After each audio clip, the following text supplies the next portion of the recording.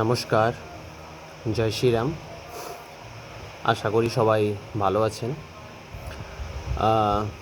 আমি একটা ভিডিও বানাচ্ছি। এই ভিডিওটা বানাচ্ছি সেটা হচ্ছে সকলকে এই বিষয়টা জানানোর জন্য যে কিছু মানুষ প্রশ্ন করে যে পিতামাতা মারা গেলে পিণ্ডদান করা উচিত নয়, পিতামাতা মারা গেলে শ্রাদ্ধ করা উচিত নয়। দেখুন, পিতামাতা মারা গেলে পিণ্ডদান অবশ্যই প্রত্যেকটা হিন্দু বলুন, সনাতনী বলুন, যে দুটো শব্দই ইউজ করুন, আপনাকে পিণ্ডদান করতে হবে, শ্রাদ্ধাদি কাজ করতে হবে। কেন?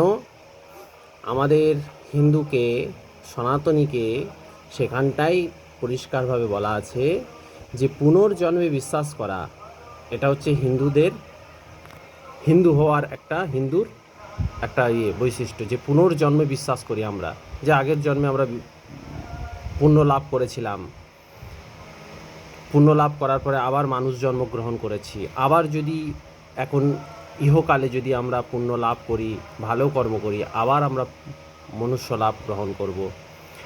লাভ করব।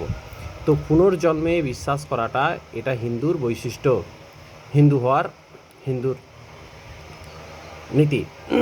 তো সেই কারণে পিতামাতা মারা গেলে তার শ্রাদ্ধাদি কর্ম, শ্রাদ্ধ শান্তি করতে হবে এবং পিণ্ডদানের ব্যবস্থা করতে হবে। যারা বলছে তাদের কথায় বিভ্রান্ত হবেন না, তাদের কথা শুনবেন না, তাদের মতে চলবেন না। তারা অশাস্ত্রীয় কাজ করতে চায়, অশাস্ত্রীয় কাজ করে সমাজকে বিভাজন করছে, তারা বিভ্রান্তি সৃষ্টি করছে। এটা ঠিক নয়।